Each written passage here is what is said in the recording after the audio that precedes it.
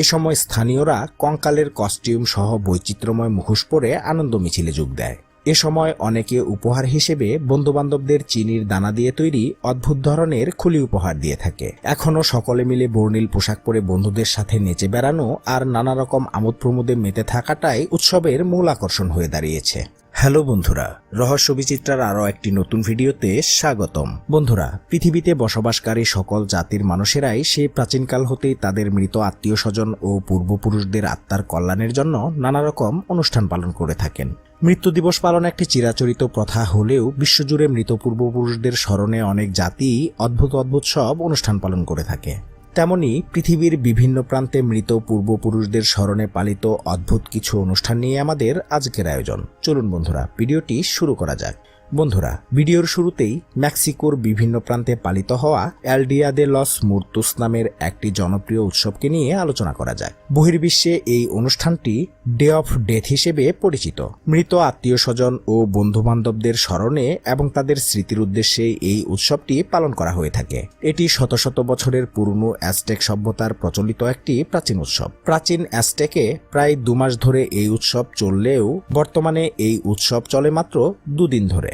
সাধারণত 1 ও 2 নভেম্বর যথাক্রমে all cents day ও all sols day নামের দুটি উৎসবকে একসঙ্গে ডে অফ ডেথ হিসেবে পালন করা হয়। উৎসব চলাকালীন সময়ে 2 দিন বাড়িঘর পরিষ্কার পরিচ্ছন্ন করে বিভিন্ন রকমের ফুল, খাবার, খেলনা ও মিষ্টি দিয়ে বাড়িটিকে সাজানো হয়। উৎসবের দিনগুলোতে আত্মাদের জন্য পরিষ্কার বাসনপত্রে খাবার সাজিয়ে রাখা হয়। এ সময় স্থানীয়রা কঙ্কালের কস্টিউম সহ বৈচিত্র্যময় মুখোশ পরে আনন্দ মিছিলে যোগ দেয়।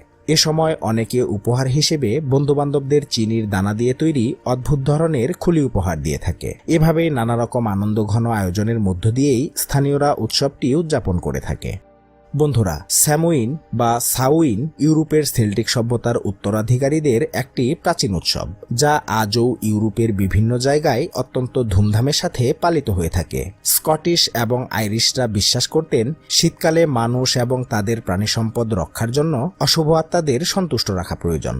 তাই ঘরে ফসল ওঠার পর শীত শুরুর আগেই বিশেষ প্রার্থনার আয়োজন করা হতো। বিশেষ প্রার্থনার পর আলাদা একটি টেবিলে খাদ্য ও পানীয় রেখে আত্মাদের আহ্বান করা হতো। অনুষ্ঠানের শেষে সকলের জন্য বিশেষ খাবার ও পানীয়ের আয়োজন করা হতো। এই অনুষ্ঠানটির অনেক কিছুই বর্তমানে ফিকে হয়ে গেলেও এখনও সকলে মিলে বর্ণিল পোশাক পরে বন্ধুদের সাথে নেচে বেড়ানো আর নানা রকম আমোদ প্রমোদে মেতে থাকাটাই উৎসবের মূল আকর্ষণ হয়ে দাঁড়িয়েছে। বন্ধুরা, উবন হলো জাপানের একটি জনপ্রিয় ভূত উৎসব। এই উৎসবটি 3 দিন ব্যাপী উদযাপিত হয়। চন্দ্র ক্যালেন্ডার অনুযায়ী বছরের 7ম মাসের 13, 14 এবং 15তম দিনে এই উৎসবটি পালিত হয়ে থাকে। জাপানিজরা মনে করেন এই দিনে তাদের পূর্বপুরুষরা তাদের সাথে দেখা করতে পুনরায় পৃথিবীর বুকে ফিরে আসেন। তাই উৎসবের দিনগুলোতে পরিবারের সব সদস্য একত্রিত হয়ে তাদের মৃত আত্মীয় স্বজনকে স্মরণ করেন। এই উৎসব উপলক্ষে পরস্পরকে উপহার দেওয়ার ঐতিহ্যটিও জাপানিরা যুগ যুগ ধরে এখনও পালন করে আসছে। উৎসবের এই দিনগুলোতে জাপানিরা তাদের বাড়িঘর এবং পূর্বপুরুষদের কবর পরিষ্কার করে তার পাশে ফুল ও মিষ্টি দিয়ে সাজিয়ে রাখেন। উৎসবের শুরুর দিন আত্মাদের অভিবাদন জানানোর জন্য ঐতিহ্যবাহী উবন নৃত্য পরিবেশন করা হয়। তারপর উৎসবের শেষ দিন আত্মাদের বিদায় জানানোর জন্য কাগজের লণ্ঠন বানিয়ে নদীতে ভাসিয়ে দেওয়া হয় এবং তার সাথে বিদায়ী উবন নৃত্য পরিবেশন করা হয়। বন্ধুরা, কম্বোডিয়াতে বনকান বেন নামের একটি ভূত উৎসব পালন করা হয়। কম্বোডিয়ার স্থানীয় প্রাচীন ক্যালেন্ডার অনুযায়ী বছরের 10ম মাসে 15 দিন ধরে চলে এই ভৌতিক উৎসব। এই উৎসবের প্রধান বৈশিষ্ট্য হল উৎসব শুরু হওয়ার আগের রাতে সন্ন্যাসীরা সারা রাত জেগে প্রার্থনা করেন। স্থানীয়রা মনে করেন উৎসবের পূর্বরাতে প্রার্থনার মধ্য দিয়ে স্বর্গের দ্বার খুলে যায় এবং প্রত্যেক পরিবারের মৃত 7 পুরুষের আত্মা পৃথিবীতে ফিরে আসে।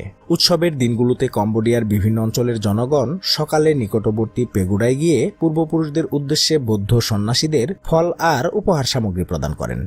সন্ন্যাসীরা তখন সেসব পরিবারের সদস্যদের জন্য প্রার্থনা করেন যাতে পরিবারের সদস্যদের কথা তাদের পূর্বপুরুষরা শুনতে পান। প্রত্যেকেই তাদের সামর্থ্য অনুযায়ী গরিব দুঃখীদের জন্য মন্দিরে অর্থ আর ফুল রেখে আসেন। কম্বোডিয়ার অধিবাসীরা মনে করেন পূর্বপুরুষদের আত্মা উপহার পেয়ে খুশি হলে সেই পরিবারের সব সদস্যদের জীবন সুখ ও সমৃদ্ধিতে পরিপূর্ণ হয়ে উঠবে। বন্ধুরা, ইউলান তথা হাংরি ঘোস্ট ডে নামে চীনের একটি অদ্ভুত ভৌতিক উৎসব নিয়ে এবার আলোচনা করা যাক। সাধারণত চাইনিজরা তাদের 7ম চন্দ্র মাসের 15তম দিনে এই উৎসবটি পালন করে থাকে। স্থানীয়রা এই 7ম মাসকে ঘোস্ট মান্থ বা ভূতের মাস বলে অভিহিত করে। চাইনিজরা মনে করেন উৎসবের এই নির্দিষ্ট দিনটিতে নরকের দরজা খুলে যায়, আর যেসব মানুষের মৃত্যুর সময় বা সৎকারের সময় যথাযথ নিয়মকানুন অনুসরণ করা হয়নি তাদের অতৃপ্ত আত্মাগুলো পুনরায় পৃথিবীতে ফিরে আসে। এই দিনে সেসব অতৃপ্ত আত্মাদের জন্য বিশেষ প্রার্থনা অনুষ্ঠানের আয়োজন করা হয়।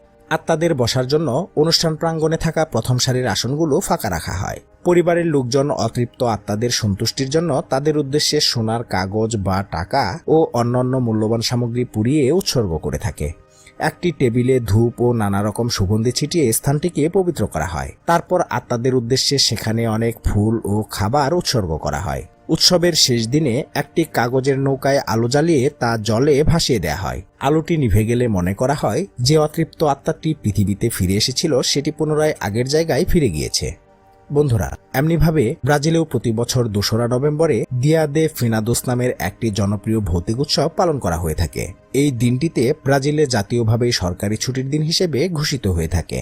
ব্রাজিলিয়ানরা এই উৎসবটি জাঁকজমকের পরিবর্তে অত্যন্ত ভক্তি ও শ্রদ্ধার সাথে পালন করে থাকেন। এই দিনে সকল ব্রাজিলিয়ান তাদের পিতৃপুরুষের কবরস্থান পরিদর্শন করেন এবং কবরস্থানে ফুল ও মোমবাতি প্রজ্বলন করেন। কেউ কেউ আবার মৃত আত্মাদের উদ্দেশ্যে প্রার্থনাও করে থাকেন। এই দিনটি উপলক্ষে বাড়িতে বিশেষ রান্নাবান্নার আয়োজন করে আত্মীয় ও বন্ধুবান্ধবদের মাঝে পরিবেশন করা হয়। তো বন্ধুরা, আজকের ভিডিওটি এই পর্যন্তই। ভিডিওটি আপনাদের কাছে কেমন লাগলো তা অবশ্যই কমেন্টে লিখে জানাবেন। ভালো লাগলে অবশ্যই একটি লাইক দিবেন আর চ্যানেলটিকে সাবস্ক্রাইব করে পাশে থাকা বেল আইকনটি প্রেস করে দেওয়ার অনুরোধ তো থাকলোই। কথা হবে পরবর্তী ভিডিওতে। ভালো থাকবেন সবাই, ধন্যবাদ।